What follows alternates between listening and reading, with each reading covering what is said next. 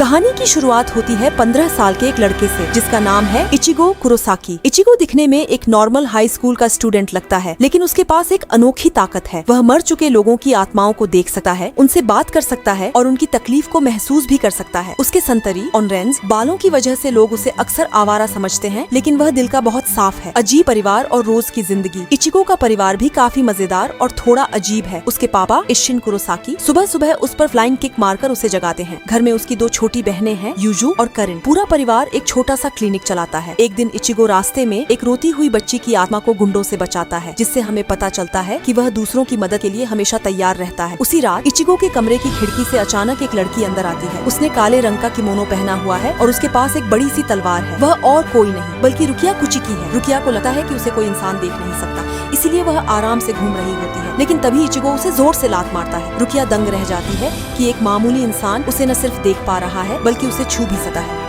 रुकिया Ichigo को जादू से बांध देती है और समझाती है कि वह एक शिनिगामी सोल रीपर है। उसका काम भटकी हुई अच्छी आत्माओं को सोल सोसाइटी भेजना और बुरी डरावनी आत्माओं, जिन्हें हॉलो कहा जाता है, का खात्मा करना है। इचिगो को पहले तो इन बातों पर यकीन नहीं होता, लेकिन तभी अचानक उनके घर पर एक भयानक हॉलो हमला कर देता है। वह हॉलो इचिगो की गजब की आध्यात्मिक ऊर्जा रायरियोकू के लालच में वहाँ आया था। वह हॉलो इचिगो की छोटी बहन यूजू को पकड़ लेता है। अपनी फैमिली को खतरे में देखकर इचिगो बिना सोचे समझे हॉलो से भिड़ जाता है, लेकिन वह घायल हो जाता है। उसे बचाने के चक्कर में रुकिया भी बुरी तरह जख्मी हो जाती है। अब उनके पास कोई रास्ता नहीं बचता। रुकिया कहती है कि अगर अपनी फैमिली को बचाना है तो तुम्हें मेरी तलवार अपने सीने के पार करनी होगी, जिससे मेरी आधी ताकत तुम्हारे अंदर आ जाएगी। इचिगो बिना डरे तलवार खुद को मार लेता है। महाधमाका क्लाइमैक्स। यहाँ एक बड़ा चमत्कार होता है। इचिगो सिर्फ आधी नहीं बल्कि रुकिया की पूरी शिनिगामी पावर्स अपने अंदर खींच लेता है। वह एक बहुत बड़ी तलवार के साथ शिनिगामी के रूप में सामने आता है। उसकी ताकत इतनी जबरदस्त होती है कि वह एक ही जोरदार वार में उस खूंखार हॉलो के टुकड़े टुकड़े कर देता है। रुकिया दूर बैठी यह देखकर हैरान रह जाती है।